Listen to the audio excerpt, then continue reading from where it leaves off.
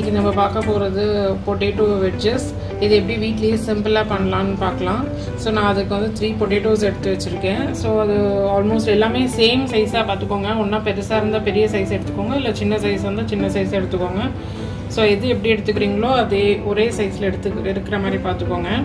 So அப்போ தான் வந்து அது கரெக்டாக வேகும். ஸோ இது வந்து நான் கட் பண்ணிவிட்டு உங்களுக்கு காமிக்கிறேன். இப்போ பார்த்தீங்கன்னா நல்லா இந்த மாதிரி கட் பண்ணிக்கோங்க. இந்த மாதிரி கட் பண்ணிவிட்டு கொஞ்சம் தண்ணி போட்டு ஃபஸ்ட்டு இதுலேயே நல்லா க்ளீன் பண்ணிவிடுங்க. ஸோ இதில் இருக்கிற ஸ்டார்ச் எல்லாம் வந்துடும். ஸோ இந்த மாதிரி ஒரு 2 டைம்ஸ் க்ளீன் பண்ணிவிடுங்க. இது ஒரு 1 ஸ்பூன் உப்பு போட்டுட்டு க்ளோஸ் பண்ணி வச்சுருங்க. இப்போ பார்த்தீங்கன்னா க்ளோஸ் பண்ணி வச்சாச்சு. இது ஒரு 10 மினிட்ஸ் ஆகும் வேகிறதுக்கு. அப்படியே ஃபுல்லாக வேகணும்னு அவசியம் இல்லை. ஒரு 70 to 80% வெந்தால் போதும். அப்புறம் பார்க்கலாம்.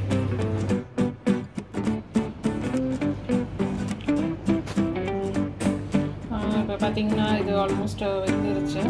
ஒரு ஹாஃப் குக்காக இருக்கணும். ஸோ இப்படி நீங்கள் ஃபோக் வச்சு இப்படி குத்தி பார்த்தாலும் தெரிஞ்சிடும் உங்களுக்கு. ஸோ இந்த ஸ்டேஜில் இதை ஆஃப் பண்ணிடலாம். ஸோ பவுல் எடுத்துக்கோங்க. ஒரு 3 to 4 ஸ்பூன்ஸ் ரைஸ் ஃப்ளார், அது 3 ஸ்பூன்ஸ் மைதா.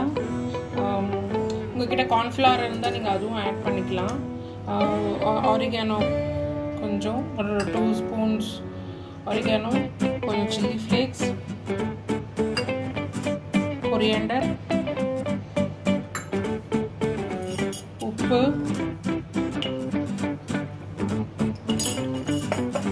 அப்புறம் பட்டர். ஸோ இது எல்லாத்தையும் போட்டு மிக்ஸ் பண்ணிடலாம்.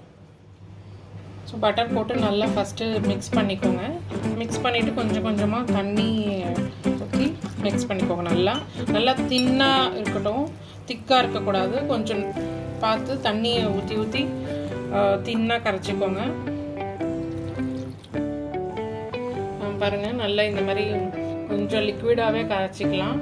ரொம்ப திக்காக இருந்தால் அந்த மாவு மாதிரி இருக்கும். ஸோ கொஞ்சம் தின் இருந்தால் தான் உங்களுக்கு நல்லாயிருக்கும்.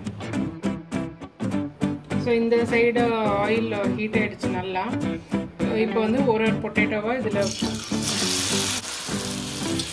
ஒரு பொட்டேட்டோவை இப்படி எடுத்து இதில் போட்டுடலாம்.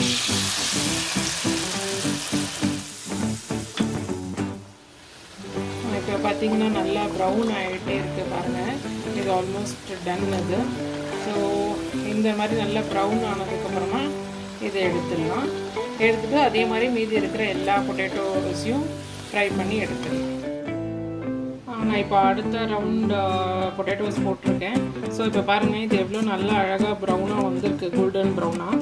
வெளியில் நல்லா கிறிஸ்பியாக இருக்குது பாருங்கள், உங்களுக்கு பார்த்தா தெரியும். உள்ளே நல்லா சாஃப்டாக இருக்குது, வெளியில் நல்லா கிறிஸ்பியாக இருக்குது. ஸோ இட்ஸ் வெரி சிம்பிளான ரெசிபி. இது குயிக்காக பண்ணிடலாம். ஓகே, இப்போ வந்து நீங்கள் இதெல்லாம் ட்ரை பண்ணி பார்த்துட்டு கமெண்ட்டில் சொல்லுங்கள். ஸோ உங்களுக்கு இந்த வீடியோ பிடிச்சிருக்கும்னு நினைக்கிறேன். பிடிச்சிருந்தா லைக், ஷேர் அண்ட் சப்ஸ்கிரைப் பண்ணிவிடுங்க. தேங்க்யூ.